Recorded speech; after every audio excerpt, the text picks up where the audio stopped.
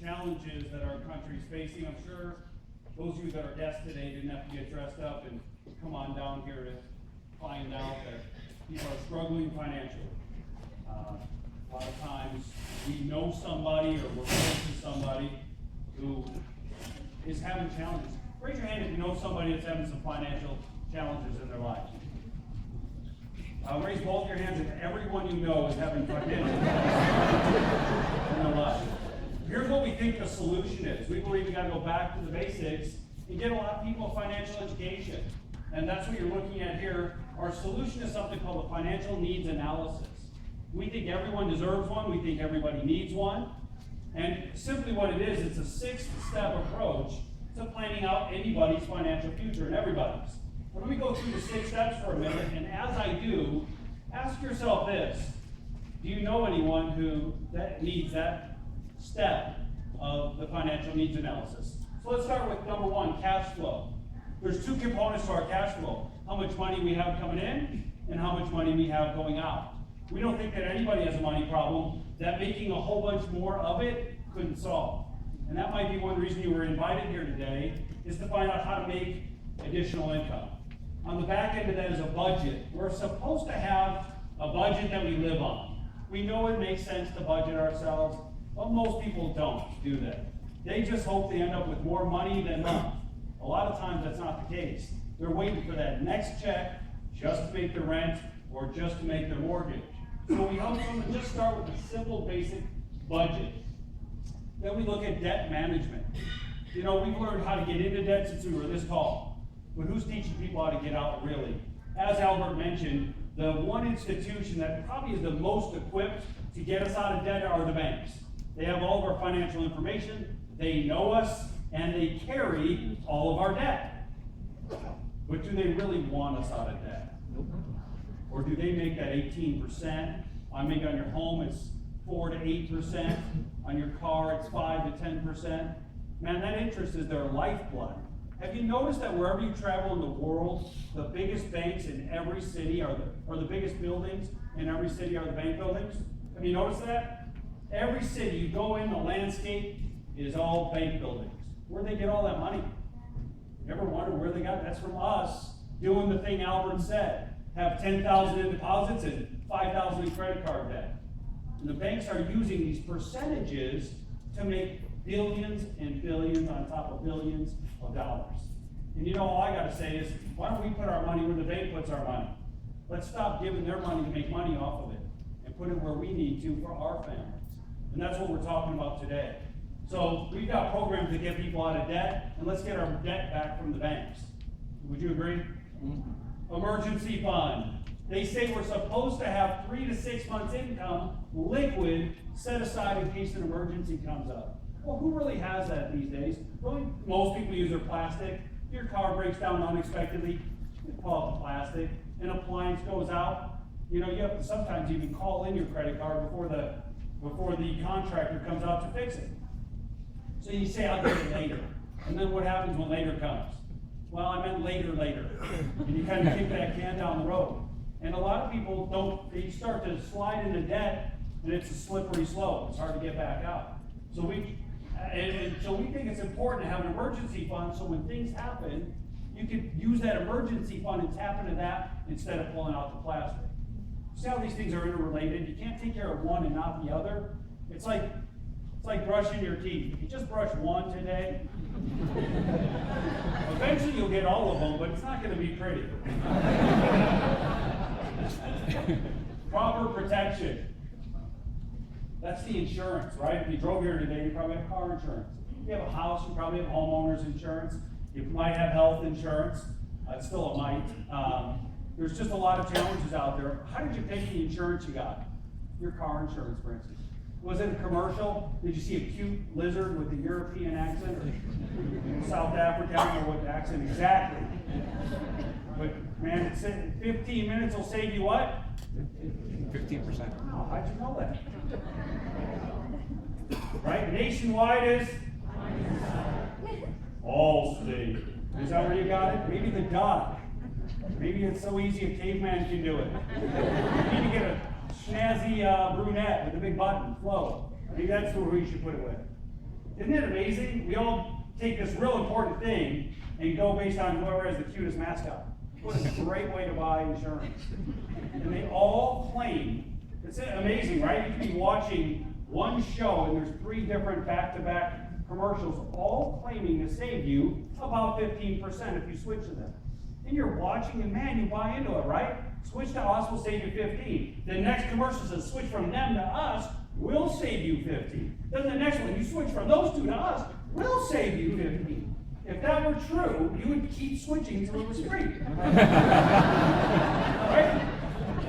But that never happens. Why? Because they're liars. It's that real small print that you can't read that fast on the screen that says, in some circumstances. It's the gotcha. How many of you are sick of gotchas? Aren't you just sick of that in anything you buy? Anyway, we represent about 100 different companies and we're not loyal to any one of them. You know why? Because they're just trying to make money like anyone else. So we're going to find the best company for our client, save them money or get them more coverage. Once in a while, we're able to do both. Not every time, but almost every time we're able to do one or the other, and that's what we do in that category. Get some of the right insurance and the right amount. There's only one thing that people have less education on than finance, and it's insurance. So we go shopping for people and get them the best deal there. Then we look at asset accumulation. How many of you would like to retire someday? By show of hands. Good. How many of you like to retire today, if at all possible? Right, show of hands. Well, how do you retire nowadays? You used to retire by, it was simple, you turned 60, and that was it. Pension kicks in, you had no debt, life was good. You only lived till you were 72 back then, and it lasted just fine. But the game has changed, hasn't it? Now you hit 60, and maybe you don't have a pension, or you have one promised and it gets taken away. Your house isn't paid off at 60 anymore. You've had to dip into that to help out your kids. Maybe put a couple of them through school, or help with a wedding or 2. So your house has a big mortgage on it still. And the bigger kicker is you don't live till you're 72 anymore. You're probably going to live closer to 92, whether you like it or not. You can't even die in this country if you want to. You want to die, just plug you into a machine until all your money's gone, and then they unplug you. Welcome to America. So how do you retire? It's simple. Now you have to have a pile of money large enough that you can live off of that pile of money the rest of your life. Well, how do you get a big pile of money, and why don't most people have one? Well, taxes and inflation are the 2 biggest reasons, and then some bad savings habits. That's it. And so we try to help people get the best interest rates and pay the least legal amount of taxes on their investments that they can. And that's what we do in that category. And then last but not least, estate preservation. If you do the first 5 steps properly, hopefully you'll have an estate that you need to preserve someday. How many of you either are wealthy or would like to be wealthy in this lifetime? Don't be shy. The best, closest Christian friends always say, oh, money's the root of all evil, Jeff. No, it's the love of money that's the root of evil. You know, money makes more of who you already are. If you're a jerk when you're broke and then you get a lot of money, you're usually a bigger jerk. If you're generous when you're broke and then you're blessed with a lot of money, you can pass those blessings on and help a lot more people with that money. Look at Bill Gates. He's gifted $28 billion so far, and he's got a lot of life ahead of him. He's one of my heroes. He's actually accounted for literally saving over 6 million lives right now. You extrapolate that out through a few generations, he's going to save 1 billion people's lives with his one success that he was blessed with. That's pretty awesome. Anyway, getting back to this. Some people say, if I were only rich, all my problems would go away. Let me tell you, I've been poor and I've been pretty well off. That's not true. Success is relative. The more success you have, the more relatives show up. And they aren't showing up to congratulate you. They're not showing up to congratulate you.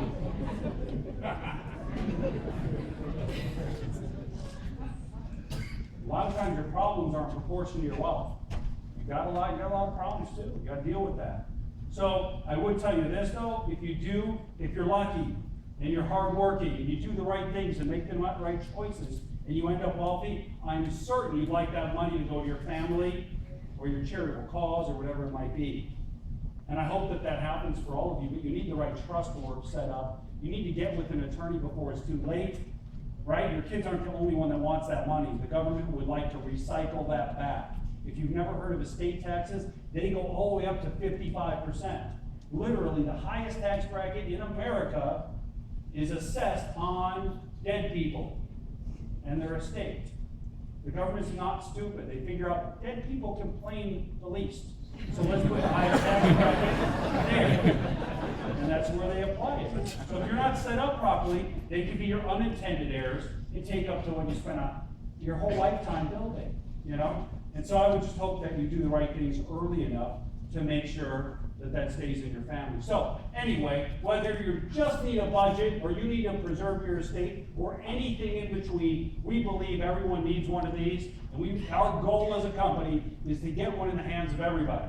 The only problem is a lot of companies, and there's other companies that do this, by the way, but they charge for it, and they should. It's worth a lot of money. If somebody whispered in your ear in 2007 and 8 and said, get your money out of the market, sell all your real estate now, buy it back in 2 years. Wouldn't that have been great advice? How much would that have been worth for some of you? Some of you, millions. Some of you, it certainly would save a lot of stress. So the right advice is worth everything. The only problem is most people want the right advice, they just don't have the money to pay for it. So we brought the price down for our financial needs analysis to where everybody can afford it. It's free. Is that affordable? Zero. For free, we'll go to individuals, families, and small to medium-sized businesses and consult with them for a couple hours in all 6 of those areas, give them all of our resources and all of our advice absolutely free. If they want to take advantage of anything we recommend, they have 2 choices. They can go and do it on their own, or they can let us help them with that too. If they let us help them with it, we'll make sure it gets done to all the way till conclusion. And we'll make sure they get their money in the right places with the right companies, and actually, we'll place it with companies that are household names. Could be Prudential, could be ING. This is a tiny list of 100 companies we have contracts with. And then we'll let those companies pay us for putting business with them. A lot of people say, well, how do you get paid if it's free? We get paid from those big companies when we put business there. It's called outsourcing. In finance, it's been done for years. Having a big group of employees is getting expensive. So companies don't want to have them. So they let other people sell their products and pay them instead of someone that they also have to pay benefits for, keep an office for, all that other stuff. Make sense? So that's what we are. We're brokers of all these financial companies, and they pay us when we put business to them. And we're not loyal to any one of them. We're loyal to whoever's the best at the time. And that's where we put our money, and that's where we put our clients' business and their money. Make sense, everybody? Is that price a good price? Free? So how much do we get paid by these folks for doing that? Well, let me show you in a minute. But before I do that, I want to show you this slide. Just on saving. I think the slide should be in a different spot, but I'm going to cover it anyway because it's a cool old slide. A lot of people say, I want to be wealthy, I want to be successful. This slide shows how you can get to $1 million in savings. How many of you like to get to $1 million in savings? If you don't already have it, some of you might. You know what? I think this is this at 8%? Okay, thank you. It's not on the slide. Proper disclaimer, 8%. How many of you are in your 20s, age-wise? See, how many of you wish you were in your 20s? Pay attention if you're in your 20s. You're in a coveted position. People envy you, and listen up. Here's one of the reasons why. Because if you can go back to your 20s and you had 40 years left till retirement, you could get to $1 million in savings by saving $286 a month. That's $140 every 2 weeks, or about $70 a week. For about $70 a week, you can end up with $1 million in your lifetime. That's a pretty big savings if you're a blue-collar person, or you grew up where I did, ended up with $1 million, saving $70 a week. If someone showed you how to put it in the right place, that'd be great. But do you know all the people in our 20s we talk to who should jump on that? Don't. You know what they say? They say what any 20-something-year-old would.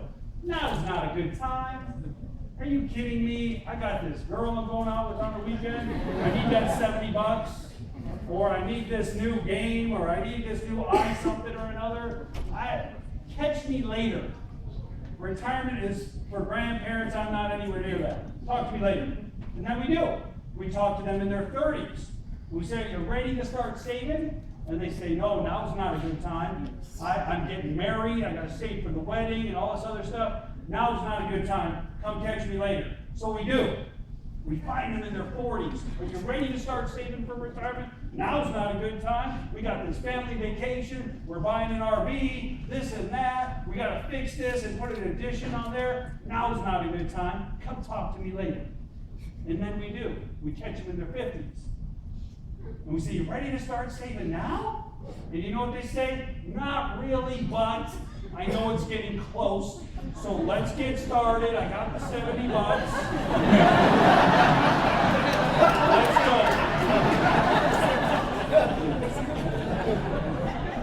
And the numbers don't lie. It still takes 40 years to have that grow to a mill.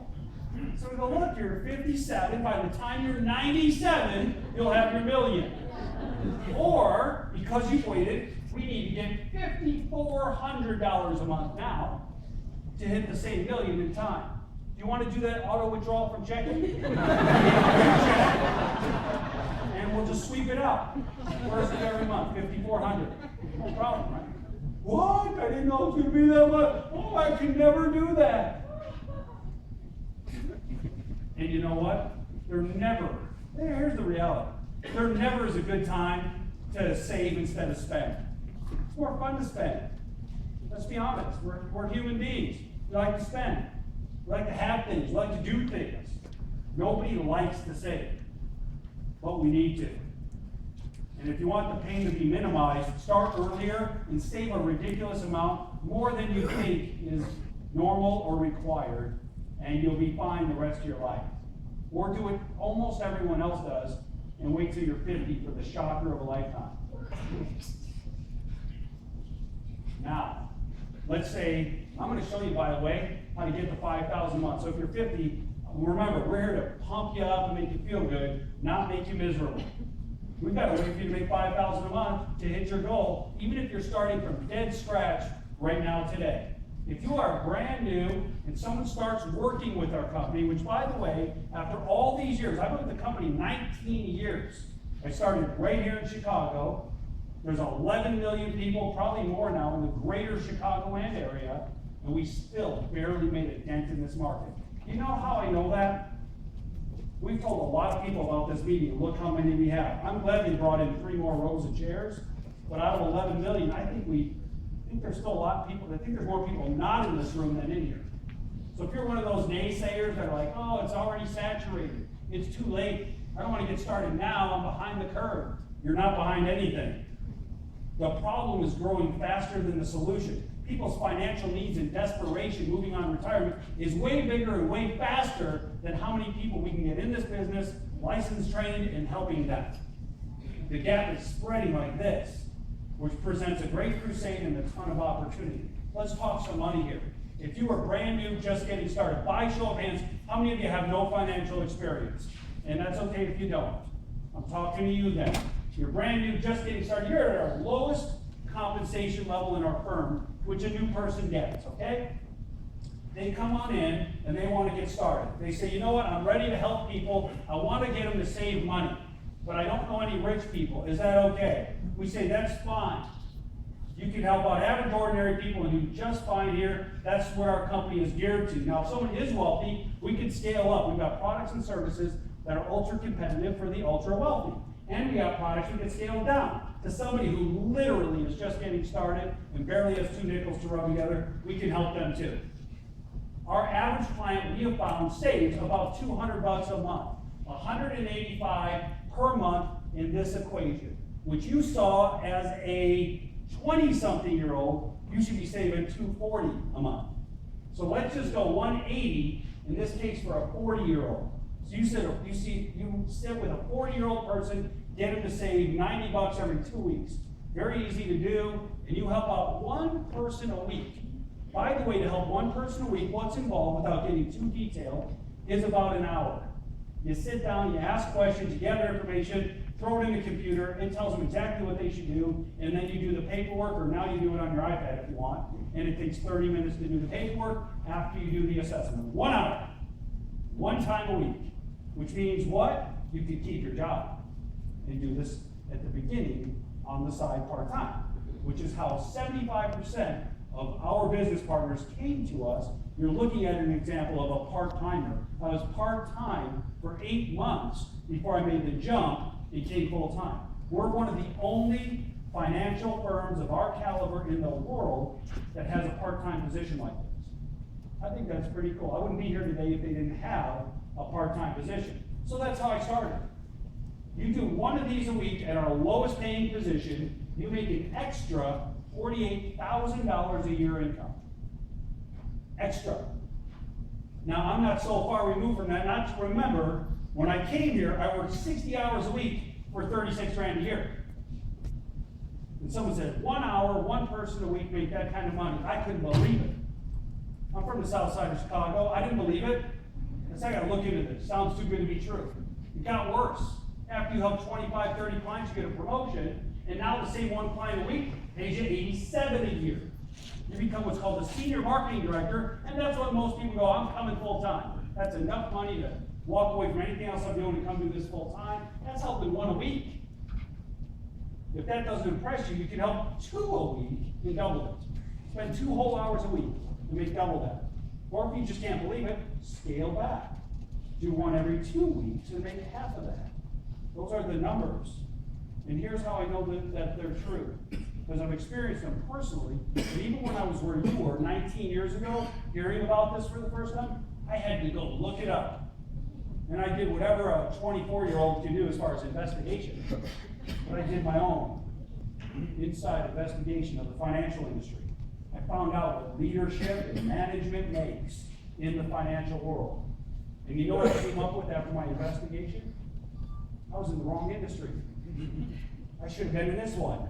That's what I found out. Hard work's hard work. You can apply it to ditch digging or finance or anything. Why not be in the one where hard work pays you the most?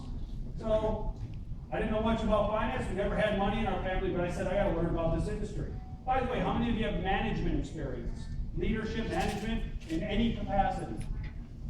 Mike, how many of you managed before at one time or another? 120. What field was that? That's huge.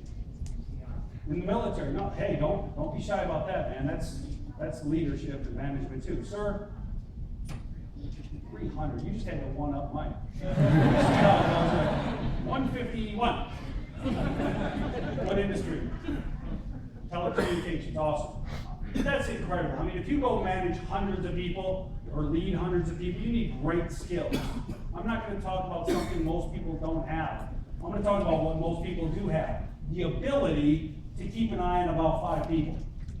Remember their names, call them every once in a while, make sure they show up to work. If you were in this company and you were what we call senior marketing director, and you managed 5 associates, and you, with your great leadership, helped 1 client a week, like we showed you, and because of that great example, your 5 people do about the same. They all help out 1 client a week. In the traditional financial industry, that would get you fired.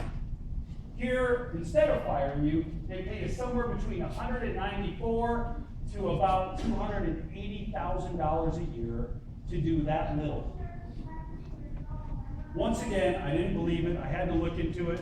Retail management of financial services in this industry. By the way, that's only the upfront money. It doesn't have anything to do with renewals, trails, as earns, or the 8 other ways that the residual income comes in from being in this industry.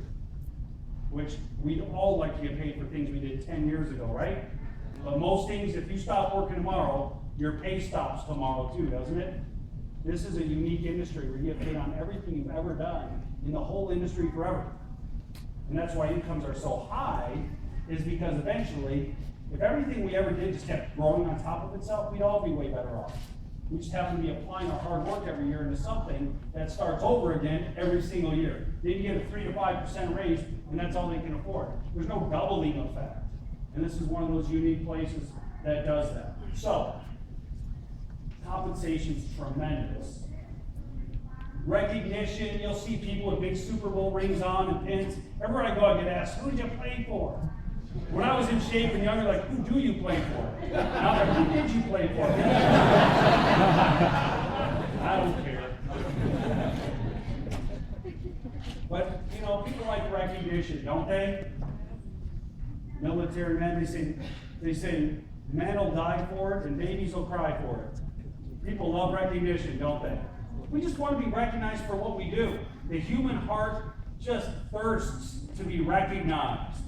And unfortunately, everywhere we go, we usually get recognized for negative things only. Right? You can do 10 things right at work, no one says a word, show up late the next day, and they're all over your case. Does that happen to anyone in here besides me with my old jobs? I'm just like, man, you can get on me if I mess up, but when I do something good, balance it out a little bit, right? Keep a positive emotional bank account for all the stuff I've done. And most people, you don't even get that at home usually, right? How many of you have a spouse or family member that knows everything you do bad, but doesn't mention what you do right? Okay, I don't want to start any family disputes. Sorry I went there. Anyway, we have all kinds of recognition on top of the money. Some companies give recognition, no money. Some give money, no recognition. I think you can do both nowadays. And that's what our company does. I'm proud of it. So let's wrap up. We brought you here today to talk to you about what we're doing. We need to open up about 50 new locations in the Chicagoland area over the next 3 years. Okay? That's the company's directive, the company's initiative right here in the greater Chicagoland area, 50 new offices. But we need to find the people to do that. We need clients for the offices. We need part-time referral people for the offices. Then we need leaders and managers and entrepreneurs that can open up and run those offices. So we need all the parts to make the office work. Option number one, then, from coming here today is to become a client. If you love what you do for a living, congratulations. Keep your job and let us do a free financial needs analysis.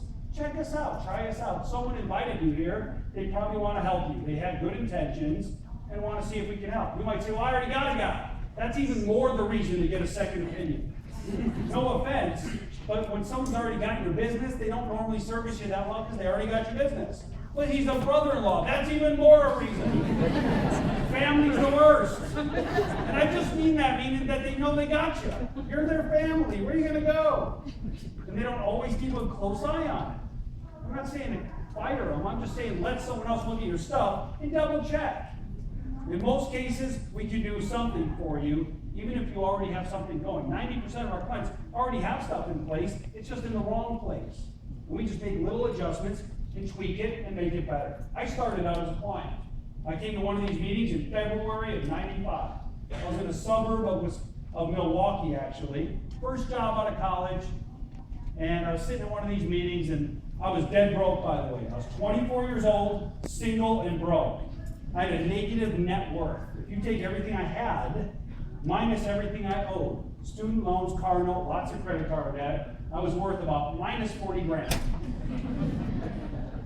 And the guy up here said, who'd like a free financial plan? And I didn't hear financial plan, I heard free. And if you've ever been broke, you know you take everything that's free. Bring it home, check it out. If you don't want it, toss it. If you want it, you got something free. Who wants a free? And I'm like, I'll take one. And the guy himself said, I'll do yours myself. I'm like, I was kind of hoping you'd send a rookie. I'm broke. It's embarrassing. I didn't really think the big guy does that anymore. He goes, no, I'll do yours myself. I'm like, okay. It'll be a quick appointment. I kid you not. I kicked my roommate out. He comes to my junky apartment. I clean it up the best I can as a 24-year-old bachelor. He comes in. He goes, all right, Jeff, let's get started here. Why don't you grab your portfolio for me to look at? I'll be right back. I went into my little bedroom. I'm like, what's I didn't want to be humiliated, so I found my credit card bills and I jammed it in a folder. It wasn't thick enough, so I grabbed my checkbook and chucked it in. I go, here it is! And handed it to him, and he looks at it, and he looks at me, Steve, and he looks at it, and you know who I'm talking about, he's pretty gracious. She goes, well, let's just get started with the budget. I'm like, great, let's start there. And we sat down, he spent 2 hours with a broke kid. going through a budget. He goes, look, you're paying like 29% on this card, 12 on this one. You got to move that balance over here and do this and that. And he said, if you do these few things, you're on track right now to be out of debt in 18 years. You'll be out of debt in 6. I said, whoa. I'm like, that's good. I'll take it. And I just had to do some legwork to make that happen. He said, you need to start saving money too, not just spending it. And I said, well, I don't have any money. He said, well, you got enough to save a little. He said, saving money, Jeff, is nothing more than a habit. So is overspending. He said, you've mastered one of the habits, you need to start the other one. I said, all right, well, he said, why don't you start with $50 a month, because that's all I could see fitting comfortably. But if you can get this, I was 24. He said, if you can get this up to $400 a month before you're 30, you'll be a tax-free millionaire in this product before you're 60. I said, really? I never knew a millionaire. I had no idea what that was all about. And I said, all right, well, I'll do it.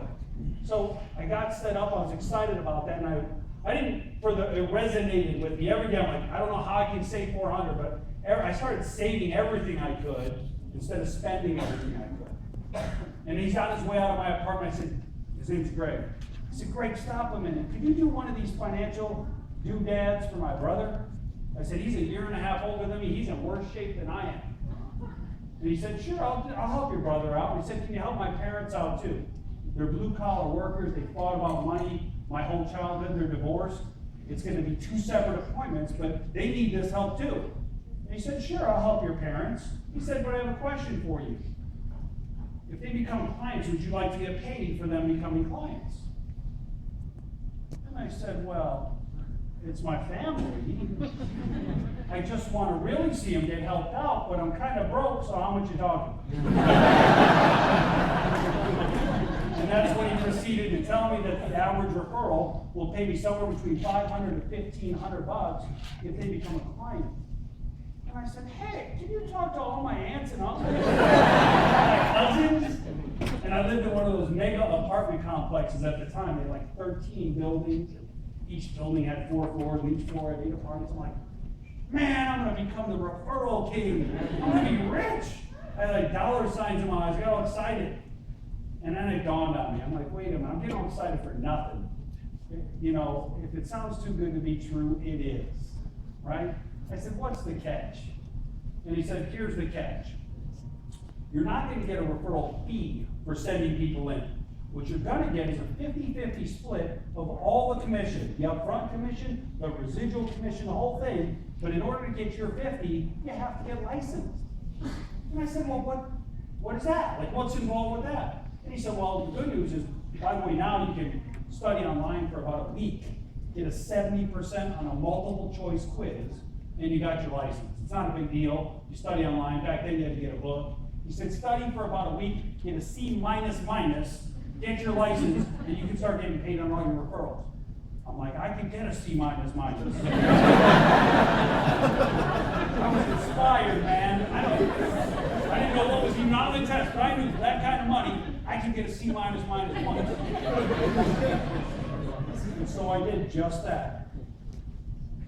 I went and studied, got my C minus, started getting paid on referrals, and that's our option 2. So option 1 is become a client. Option 2, part-time referral person. Keep your job, keep your stability, keep your security. Give it a shot, part-time. Nothing to lose. Here's what you gain in worst case scenario. A financial education, get your financial house in order, meet some good people, be in a positive environment, and be better off for it. That's worst case scenario. Best case scenario, you make a boatload of money, have a great career, a life you love, and everything in between. Make an impact on thousands or tens of thousands of lives. And then everything in between that. To me, the worst case scenario is good. So worst case scenario, that's what we talk to most people about. So someone gets in part-time referral person. So what I did was I became a part-time referral person. 8 months after referring people in, I was making more money here than my full-time job. I knew to quit my job, I needed to make $3-4 grand a month, and then I could shift and come full-time. Well, I didn't know anybody with money. So my referrals were more close to that $500 payout than the $1,500. But I knew that more people at that level were willing to talk on a moment's notice to more people. So I talked to everybody, sent everyone in. Here's what happened. I'd be at my little junky cubicle at my job. I'd get a call from the local branch office. Hey, Jeff, you just made $900 today. I'm like, I did? I think I was doing something illegal. I'm like, I did. And they said, you know that lady you sent in last week? She sent her sister in. You got paid on that too. I'm like, that's awesome. Whoever you refer in, you get paid on anything that comes from the original referral. So it snowballed. 8 months later, I was making more money here than my job. I fired my boss, quit my job, came full time, and I had lined up my referral people. So I went from being a referral person to being on the inside receiving referrals, so I never even had a cold call. I don't know about you, but there's no cold call involved. I just receive referrals from part-time referral people. That's where all my business came from. And no sooner did I come full time than they said, you ought to open up your own office in Chicago where you're from. I'm like, I was 25 years old. I mean, by the way, I made 40 grand that year part-time in 1995.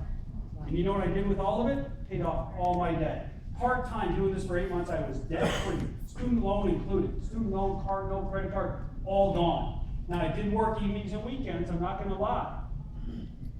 It's hard work. I had my job and this. But I wanted out of debt once and for all. I wanted to alleviate the pressure from my life. And I was willing to work double shift if I needed to. Then next year, they said, why don't you open up your own office? I said, because I'm 25 and don't know how. And they said, do you know how to read? I said, yeah. And they said, well, why don't you read this system book? It was only this thick, like the size of a magazine. It'll tell you how to open up your own office. I said, sure, I'll try. So me and 5 of my buddies opened up an office in Oak Brook and took a shot at it. It was a junky little office in the basement. We called it the garden level. And we hit it.